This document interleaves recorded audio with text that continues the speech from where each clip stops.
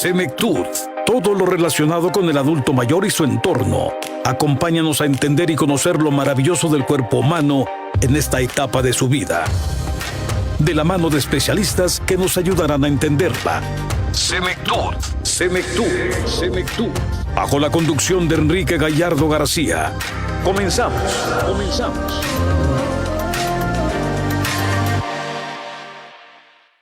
Simón, listo.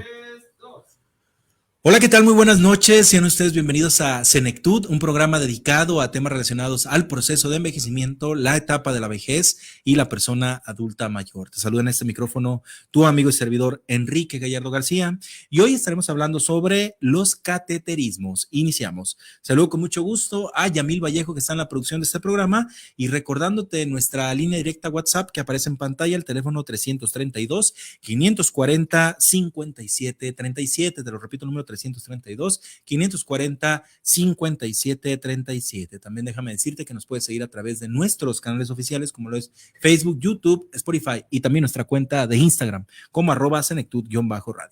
Nos sintonizas a través de www.mxradio.com. Y para comentarnos del tema que te platiqué al inicio, tengo el gusto de saludar a la distancia y presentarles al doctor Misael Alejandro Medina Servín. Él es especialista en cardiología. Doctor, ¿cómo estás? Bienvenido, muy buenas noches. Hola, buenas noches, Quique, ¿cómo estás?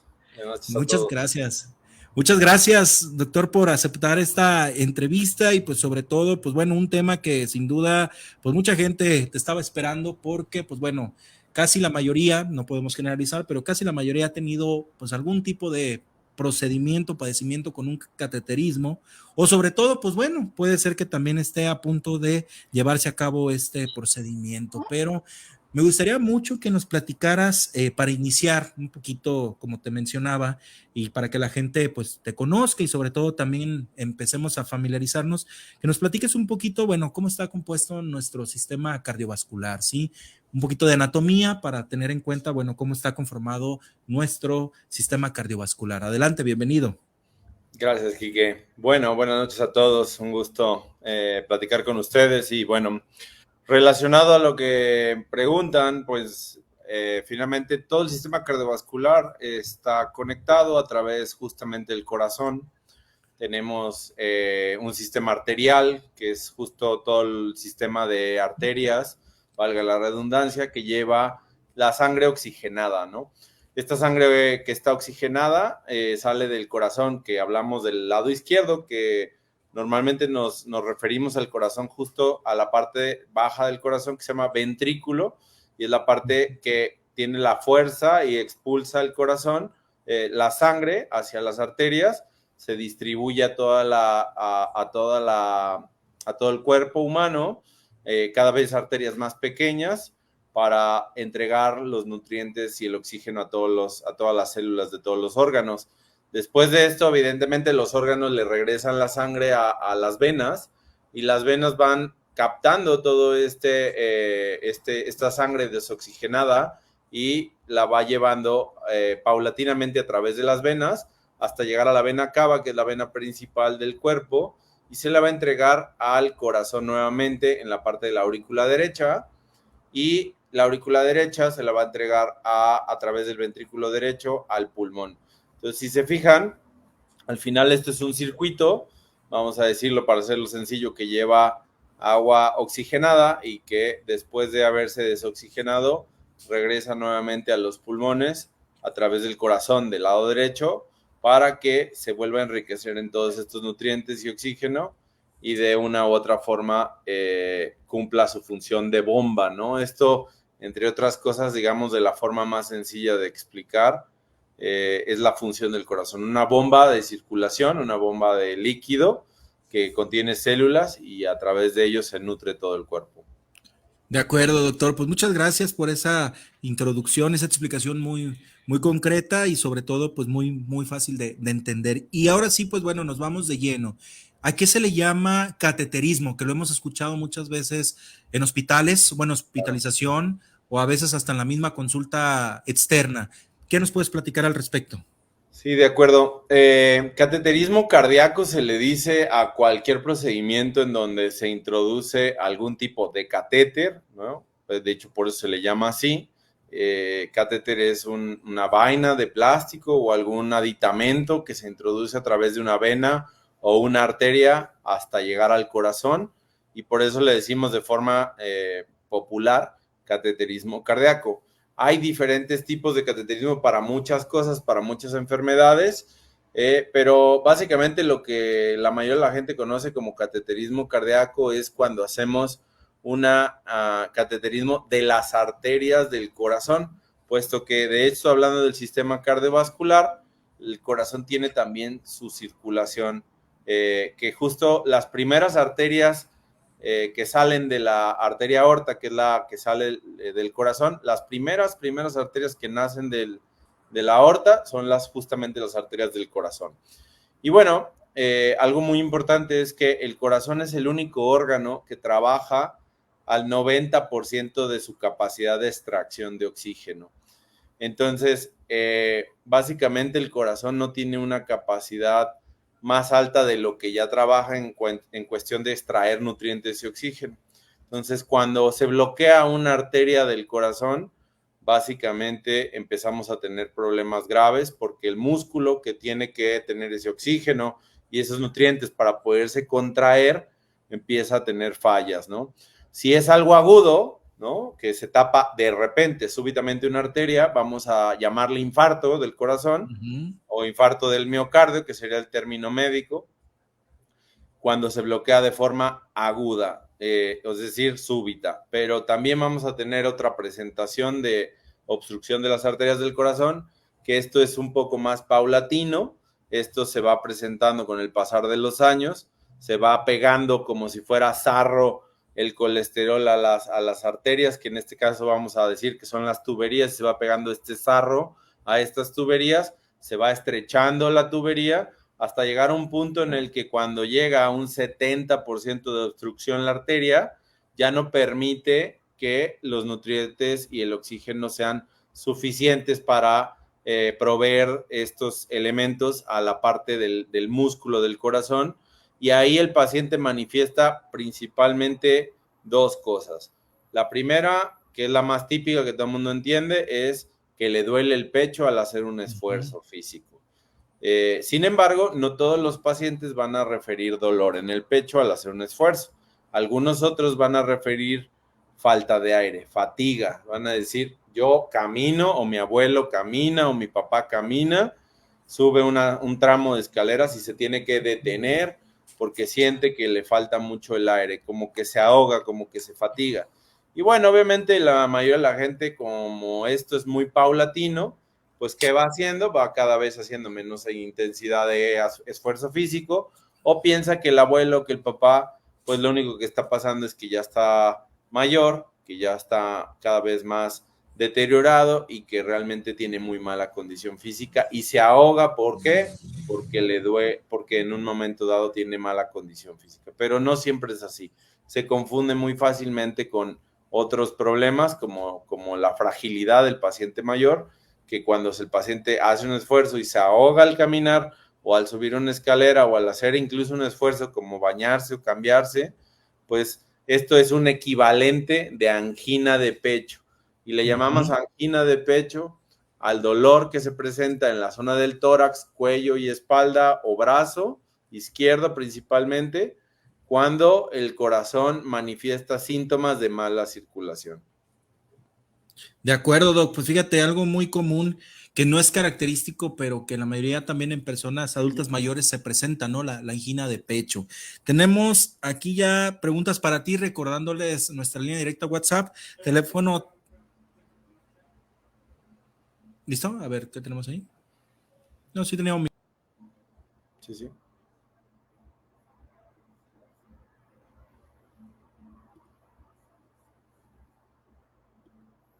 532-540-5737, aparece en pantalla. Y por acá nos pregunta Alejandra Díaz, si tengo un cateterismo, ¿es muy larga la recuperación?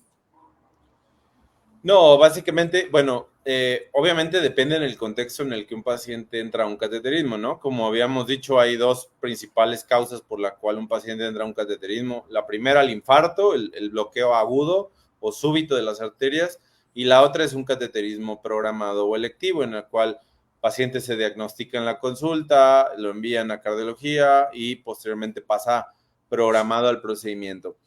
Normalmente hay dos vías de entrar a las arterias del cuerpo para hacer el cateterismo. La primera es a través de la arteria radial, que es justamente una arteria que va por esta parte de la muñeca y que va avanzando todo el cuerpo hasta llegar a la subclavia y posteriormente va a entrar a la parte de la aorta para llegar al corazón.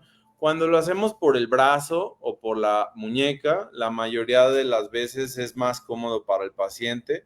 Y la recuperación de un cateterismo electivo que es sencillo, que no se usa mucho contraste y que básicamente es lo usual, la recuperación es de más o menos 24 horas en el hospital o menos y el paciente puede ir a casa, recuperarse. Los cuidados de la mano después de la punción normalmente son 10 días, 15 días, dependiendo de cada paciente, de simplemente no levantar objetos pesados, apretar muy fuerte el puño, básicamente cuidar pues la herida un poco, y cuando lo hacemos por la pierna es un poquito más de cuidado porque la arteria de la pierna femoral es mucho más ancha, más gruesa, y si hay algún sangrado podemos correr peligro, pero básicamente la recuperación igual de la misma forma, con 24 horas de estancia hospitalaria suele ser más que suficiente, y los mismos 10 a 15 días a lo mejor sin subir escaleras, no conducir, o no cargar objetos pesados. Pero básicamente esos son los cuidados generales cuando es un cateterismo electivo. Cuando hay un cateterismo por infarto, bueno, pues los días que el paciente necesite estar en el hospital, más que por el cateterismo, para recuperarse del propio infarto, ¿no? Por acá dice Ricardo Ortiz, dice, es muy doloroso el poderme realizar un cateterismo. Tengo 66 años. Sí, bueno, normalmente se hace con anestesia local en la zona donde se pica, ya sea la muñeca o la ingle, eso para que no haya molestia, pero bueno, como cuando uno va al dentista al momento de que le ponen la anestesia, pues duele, ¿no? Se siente enchiloso, se puede poner uno nervioso, pero normalmente entramos a cateterismo con un anestesiólogo, idealmente especialista en cardiología también, anestesiólogo cardiovascular, y que él nos va a proporcionar una sedación muy ligera para que el paciente esté despierto durante el procedimiento, que pueda seguir órdenes sencillas como respirar profundo o decirnos cómo se siente, pero que básicamente esta sedación le ayude a tener un confort suficiente para que no pase un mal rato. Pero eso es por comodidad del paciente. Entonces, la verdad es que la mayoría de los pacientes la pasan bastante bien. Si el procedimiento se hace con anestesia local y sedación, básicamente no hay ningún inconveniente. Bien, por acá dice Miriam Huerta, si me hacen un cateterismo, ¿es verdad que no puedes moverte para nada? Si lo hacen también por la ingle, lo que mencionabas. Sí, cuando lo hacemos por la ingle, como decía hace un minuto, es un poquito más de riesgo, de cuidado, el punto de que la arteria de la pierna es muy gruesa. Y bueno, obviamente al mover la pierna podemos tener riesgo de que el sitio donde picamos se pueda abrir un poco y sangrar el paciente. Ya realmente, por lo menos yo en el 100% de mis cateterismos femorales, que le decimos nosotros, es decir, por la ingle, utilizamos algo que se llama técnicas de cierre avanzadas, y son con algún dispositivo que deja una especie de chiclito, digamos, como un pegamento en la zona de la arteria para que quede bien sellado, o actualmente hay otras tecnologías que lo que van a hacer es como darle un punto ahí en la zona de la arteria, como si se le hubiera hecho una cirugía abierta, pero a través de un tubito, sin abrir, se puede dar como una sutura, un puntito, una cosida a la arteria. Esto hace que la posibilidad de sangrar sea mínima y que la recuperación sea más rápida. De todas maneras, un paciente después de un procedimiento femoral debe de estar sin moverse, como bien lo decía la señorita ahorita hace un momento, por lo menos 4 horas en posición completamente acostado y sin mover la pierna, por lo menos 4 horas, aunque normalmente de rutina les pedimos 8 horas. Entonces, de hecho, esto hace que sea un poco más incómodo el tema de la recuperación por la pierna, motivo por el cual la realidad es que la pierna solo la usamos en casos particulares, y el 90% de los pacientes lo hacemos por el brazo, idealmente el derecho, pero podemos usar el izquierdo. Entonces, la verdad es que es raro ya que hagamos un cateterismo femoral de manera electiva, pero bueno, es un poquito más de tiempo de recuperación, pero tampoco es algo de mucho peligro, pues. Si yo me voy a someter a un cateterismo, doctor, ¿qué recomendaciones o indicaciones, mejor dicho, debo de seguir? Porque también eso es muy Claro. importante. ¿Qué Sí, debemos de seguir? justo. Bueno, primero que esté indicado, ¿no? O sea, que el médico haya hecho un diagnóstico, que el paciente vaya a entrar a un cateterismo con un objetivo, ¿no? Que esté planteado, ya sea para ver las arterias o para destapar o para tratar alguna arteria. Y segundo, el paciente debe ir, como en cualquier procedimiento quirúrgico, en ayunas de 6 a 8 horas idealmente. Su aseo normal, como cualquier procedimiento en el que se va a entrar a un quirófano, debe bañarse de forma regular y debe de ir limpio. La zona de la ingle siempre se pide, no sabemos si se va a utilizar la ingle, pero sí es muy importante que se le pida al paciente que si tiene vello importante, pues se pueda rasurar en casa la zona de las ingles, que esto pues no es prohibitivo, porque al final también esto, si no se hace en casa, lo hacemos directamente ahí en el momento del procedimiento, pero bueno, a veces rebajar un poco el vello de la zona de la ingle o del pubis puede ayudar a que rasurar la zona durante el procedimiento sea más sencillo. Y la otra cosa es que, bueno, estos procedimientos siempre debe de haber un familiar acompañante que pueda entender todo lo que se está realizando, porque vamos a dar informes y a veces el paciente que se le está haciendo el procedimiento pues está sedado y no sería a lo mejor la persona indicada para darle pues los detalles del procedimiento. Entonces, básicamente el aseo, en la zona del vello rebajado y acompañante, y lo más importante de todo es que tengan ayuno de 6 a 8 horas, porque eventualmente es un procedimiento que puede generar por sedación o medicamentos náuseas o vómitos, etcétera. ¿Qué efectos secundarios, doctor, pueden surgir después de un cateterismo? Por ejemplo, lo que decías, bueno, puede haber náuseas, mareos, pero ¿qué otros efectos adversos puede ocasionar un cateterismo? Claro. Bueno, es un procedimiento quirúrgico de mínima invasión, pero pues no se exime de riesgos, evidentemente. No es lo mismo hacerle un cateterismo a un paciente infartado que a un paciente que viene a tratamiento de forma electiva de la consulta. Pero pues básicamente hablando de un paciente que viene electivo, programado, el riesgo de complicaciones es bajo, es decir, por ejemplo, el riesgo de muerte durante un procedimiento oscila entre el 1 y el 3% del total de procedimientos al año, pero bueno, existe, ¿no? Pues nadie quiere ser el 1%, pero existe ese 1%. Uh-huh. La complicación más común del cateterismo pues es que haya una complicación en la zona del acceso, puede ser la mano o la pierna con un moretón, que nosotros le llamamos hematoma, es la forma médica de decir un morete. A veces, aunque todo haya salido bien, la zona de la punción queda moratada, quedan pues con sangre extravasada y se ve feo.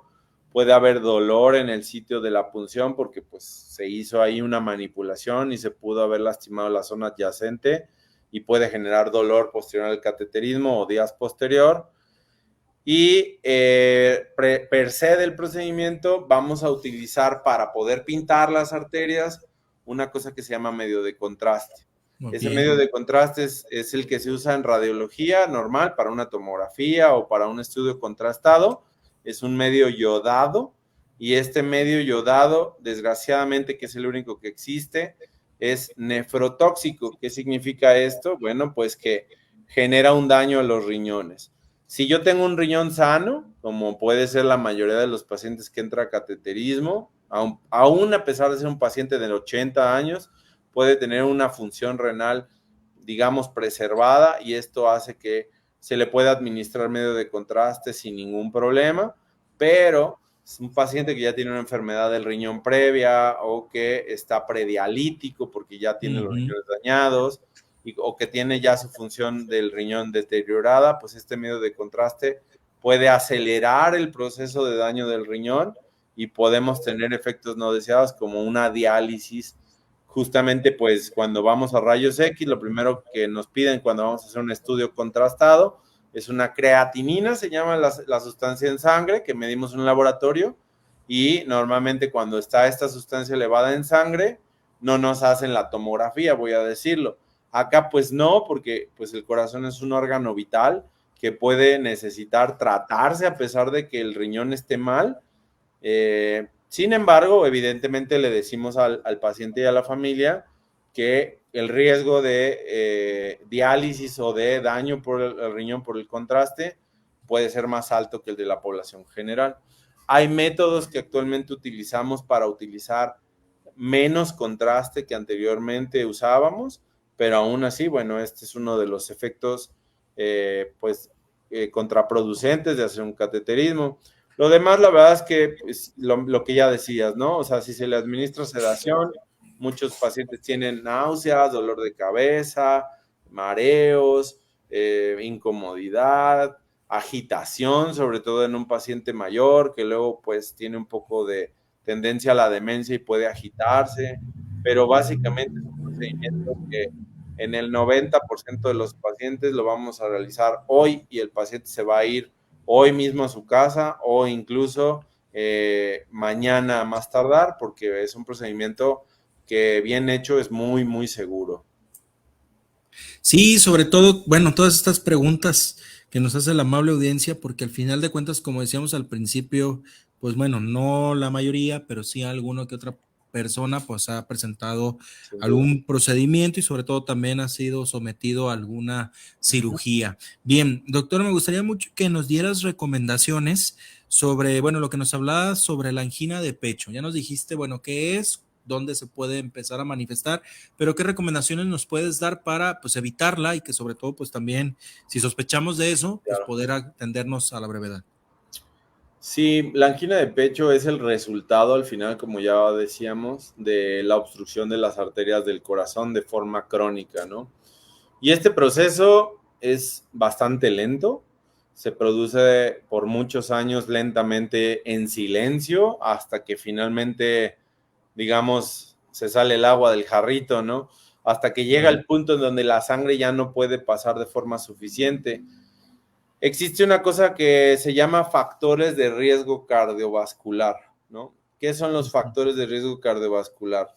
Bueno, eso significa las variables o factores que puede haber, tanto ambientales, genéticas o de género, etcétera, que nos van a acelerar este proceso de ateroesclerosis. Ateroesclerosis significa el daño que va sufriendo la arteria, que se va obstruyendo paulatinamente con el pasar de los años. Todos los seres humanos tenemos cierto grado de ateroesclerosis, nadie se salva de esto, pero vamos a tener personas que van a acelerar este proceso y que en vez de presentar esta obstrucción, voy a decir leve o moderada, y que nunca les va a dar ningún síntoma o ningún infarto, a pesar de que tengan 90 años, a pesar de eso todos vamos a tener. Pero va a haber personas que incluso en sus 30s o 40s, que es muy joven, pero voy a decir que pasa, van a tener un proceso muy acelerado. En gente muy joven, lo primero que pensamos son las drogas. La cocaína principalmente es uno de los primeros factores en nuestro país que acelera la aterosclerosis de forma brutal. Pero en gente que no tiene drogadicción, otro de los factores que vamos a encontrar es el colesterol en sangre elevado. Cuando el colesterol en sangre está elevado, no se siente absolutamente nada, es una enfermedad silente completamente, pero es justo el colesterol es este sarro que se le va pegando a la arteria. Y si yo tengo un nivel alto de colesterol en mi sangre, a final de pasar de 20, 30 años, pues lo que voy a tener es una arteria dañada o tapada. Al final, la aterosclerosis no es una enfermedad del corazón como tal, es una enfermedad de las arterias del cuerpo y la vamos a tener principalmente en las arterias más pequeñas del cuerpo y más sensibles a la falta de circulación, es decir, cerebro, ojos, carótidas, corazón, riñones y piernas. Si yo tengo esta enfermedad en el cerebro, me da una embolia cerebral que le dice la gente, aunque propiamente es un infarto cerebral, aunque la gente le dice embolia, ¿no? Acá en las carótidas igual vamos a producir embolias cerebrales, en el corazón infarto del corazón, en los riñones justamente la disfunción del riñón y la diálisis, y en las arterias de las piernas pues la insuficiencia arterial y que terminan en amputaciones de dedos o incluso de extremidades completas. Entonces, ¿qué otros factores van a acelerar este proceso? Pues algunos que ustedes ya saben, yo ya dije el colesterol porque es el más importante, pero el otro más importante y que es modificable, es decir, que yo puedo tratar como el colesterol, puedo dar medicamento, es la diabetes. La diabetes es el factor más acelerador de la aterosclerosis que podemos tener como enfermedad, junto con la hipercolesterolemia. Otros factores, la hipertensión, el ácido úrico elevado, la enfermedad del riñón propiamente, que normalmente es circundante es resultante, perdón, de las otras enfermedades, pero también enfermos renales por otros problemas aceleran la aterosclerosis. El tabaquismo, justamente fumar, ya sea tabaco, porque luego de repente alguien sale, bueno, yo fumo marihuana y esa no es mala. Bueno, me refiero a la combustión de los humos. Hay gente que no fuma, pero estuvo expuesto a cocinar con leña, que estuvo expuesto a quemas agrarias o agropecuarias, y toda esta inhalación de humos o de biomasas que le decimos madera para cocinar, etcétera, pues es dañina para la salud. Entonces, básicamente estos son los factores principales. El hombre tiende a ser un poco más acelerada la aterosclerosis que la mujer, aunque al final en las etapas ya adultas de más de 60 años suele equipararse el riesgo, ¿no? Ser obeso, sin duda, ¿no? No hacer ejercicio y tener una mala dieta. Estos últimos 3 factores, pues finalmente inciden en ser más diabetes, más hipertenso, más colesterol, etcétera, etcétera, ¿no? Entonces, básicamente, yo diría cualquier enfermedad que nos va a envejecer más rápido, que nos va a deteriorar nuestro cuerpo, va a acelerar el proceso de aterosclerosis. Muy bien, doctor, pues muchas gracias por esta información y sobre todo muy, muy completa.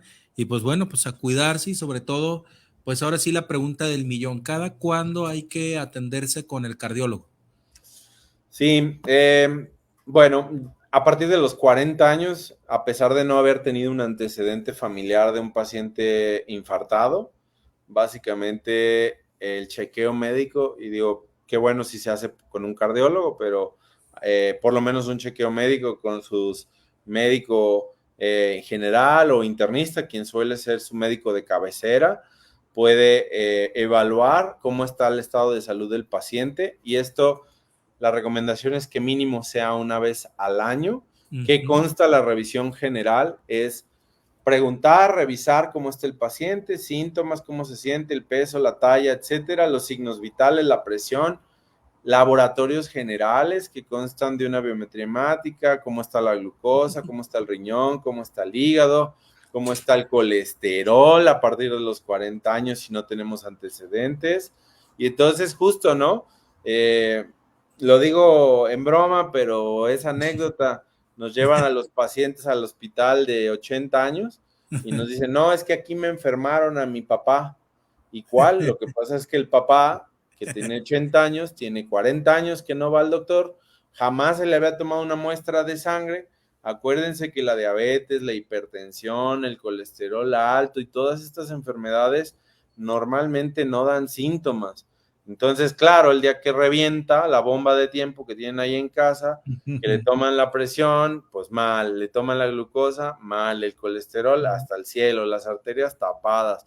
O sea, básicamente esto lo podemos no tener un infarto, entrar a un cateterismo programado, ayudar a la circulación del corazón, etcétera. Si tomamos esta recomendación de ir a su médico una vez al año, tomarse sus laboratorios una vez al año, y normalmente aquí sí recomendamos que a partir de los 40, 45 años, pues se le tome una vez al año el electrocardiograma al paciente en la consulta para que si hay alguna alteración también en este electrocardiograma, a pesar de que es de reposo, pues bueno, obviamente se derive al cardiólogo o directamente si es el cardiólogo, pues haga otros estudios para saber si estos cambios del electro o incluso no cambios del electro, pero síntomas de dolor de pecho al esfuerzo, falta de aire al esfuerzo, son secundarios a angina de pecho o son secundarios a otras condiciones médicas que no son el corazón.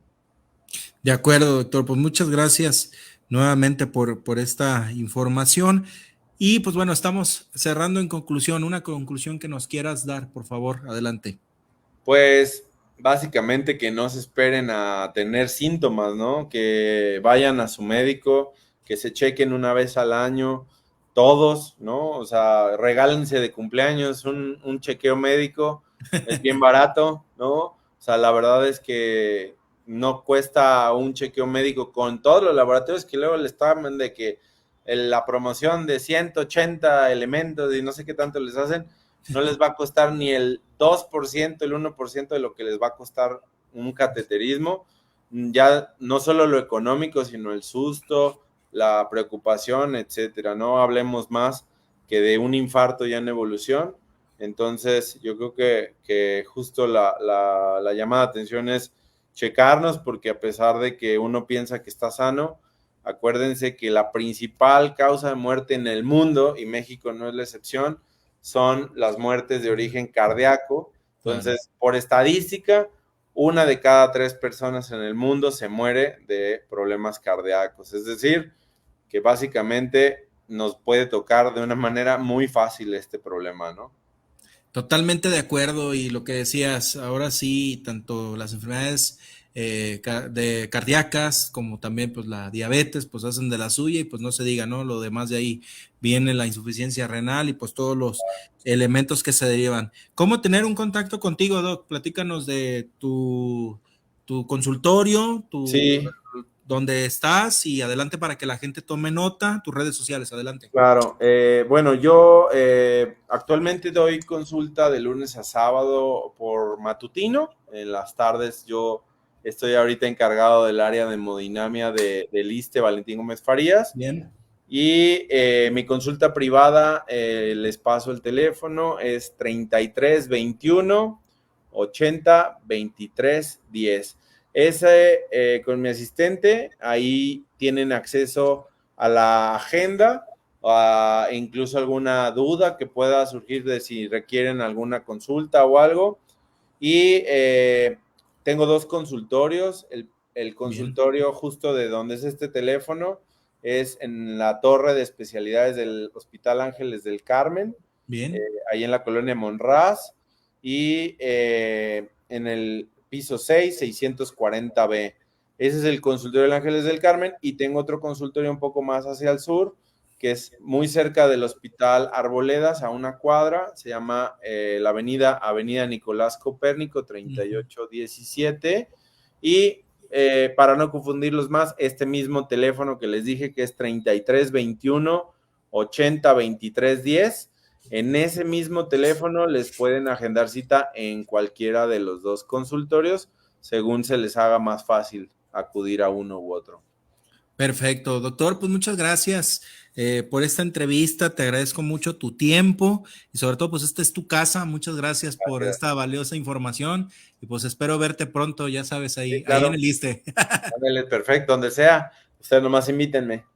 Perfecto, muy bien, pues muchas gracias. Temas que platicar, ¿no? Sí, muchos temas. Igual posteriormente ya te estaremos contactando, pues para que nos platiques a lo mejor ahora de la hipertensión o de la hemodinamia también que se hace, porque a veces pues son términos que no se conocen, a veces lo están confundiendo con la hemodiálisis, que bueno, va de la mano, pero bueno, sí, por la palabra hemo. No, sí pasa, sí pasa. Claro, pero te agradezco mucho, y pues ya sabes, aquí esta es tu casa, y pues estamos en comunicación. Te voy a pedir que no te salgas, ahorita regreso contigo nada más en lo que cierro el programa, ¿sale? Entonces, muchas gracias. A ti, gracias, buenas noches a todos. Gracias, Doc. Bien, pues agradecemos mucho la presencia del doctor Misael Alejandro Medina Servín, él es médico especialista en cardiología y bueno, nos empezó a hablar del cateterismo y sobre todo pues también ahí nos fue sumando algunas recomendaciones sobre, bueno, lo que decíamos para evitar pues una angina de pecho y sobre todo también, pues bueno, evitar también contraindicaciones o efectos también adversos que puede ocasionarnos los cateterismos. Bien, pues agradezco muchísimo a Yamil Vallejo que estuvo en la producción de este programa, recordarles que Senectud Radio, pues lo transmitimos totalmente en vivo todos los días lunes por las tardes. Hemos tenido ya este horario vespertino desde abril, si no me equivoco. Y bueno, hemos tenido mucha buena respuesta. Muchas gracias por su preferencia. Invitarlos a que nos sigan a través por Facebook, YouTube, Spotify y también nuestra cuenta de Instagram, @Senectud_radio. Muchas gracias. Les recuerdo mi nombre, Enrique Gallardo García, y que tengan un excelente inicio de semana. Hasta la próxima.